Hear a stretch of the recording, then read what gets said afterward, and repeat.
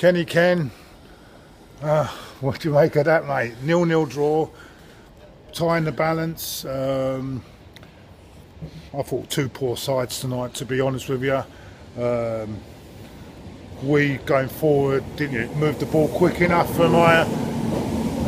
We had, but I don't think they did much to that to really put us under pressure. Yeah. And in the end, I suppose that's the stalemate. And I don't know what you think, Ken. I thought, you know, it was a fair result. I thought both sides, maybe in certain creative areas, were very poor. I thought Fabregas kind of struggled a bit, but I think what it was is that we got in amongst him, and I thought, you know, Morata, he don't scare no one, does he? I was speaking to some Chelsea fans after the game, and I think if he has someone like, you know, Didier Drogba or, you know, Diego Costa, I think he'll scare our defence a lot more. And I think what's happened is we found him very easy to defend against, and even when he got in good positions, you always felt that, you know, either our defenders will probably make last-ditch tackle or spin or make a safe.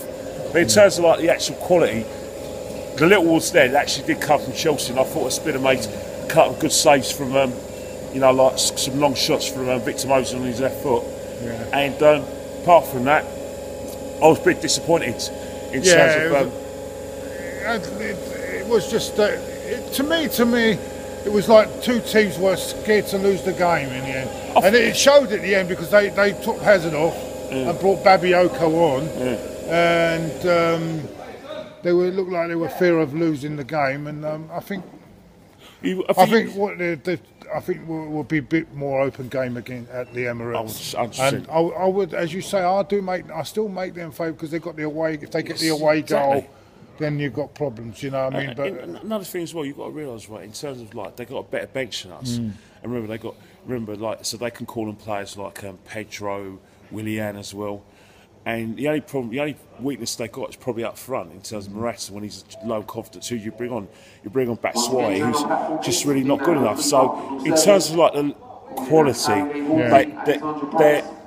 they're still got more quality than us. If you take away Jack Wilshere and Ozil and Sanchez out of the team, you take away a lot of creativity out of our side. I thought we worked very hard. Danny worked hard. Jack was looked really good before he got injured. I hope and it was quite a noxious injury. It's basically a shot which he's actually blocked, but he's actually caught him on the ankle. So, you know, he wasn't able to continue. And I thought when Jack went off, I think a bit of our quality diminished. So unlucky, isn't he? I mean, another injury. I mean, I hope it's not long term. But Alexis came on. I don't think. I mean, he done little bits of pieces. He did give his all. But what we got now, we've got the transfer business coming up. Do we keep him for the second leg, or what are we going to do here? I mean, we've got a problem here, haven't we? Well, I think what it is, right? City have got a long-term injury to Jesus. In terms of like Aguero, you know, I said he's probably got one fit striker, so it's probably going to be in Man City's best interest to try and get the Sanchez deal done as soon as possible. And I think Alexis Sanchez would probably like to go. So I think, you know, Arsenal are going to have to sell. I know a lot of people are saying, well, what's the point of selling him? We can't top four. But I think what it is that it's the principle of, you know, having a liquid asset, and because Alexis Sanchez is a liquid asset, invariably, you know, there's going to be a part in the ways. Yeah, myself personally, I think for what we've got at risk, the Champions League for 30 million quid, I think we might. I mean, we're not going to get anyone of that quality for the rest of the season. This is the problem. I think the powers of the play. The fact of the matter is that Alexis Sanchez. We're going to lose a lot more money if we don't get in the Champions League. Yeah, as well. I think. But Arsene Wenger's Kane. And with the Europa League, I think he can actually get us into that, win us that trophy. I think he does. He's only played in once the Europa League. He played him again. Yeah, but I think he'll all be playing stronger teams now, especially now. But Alexis Sanchez is not going to be with us. He's going to go to Man City, and we just have to accept that now. You know, basically the power is with Alexis.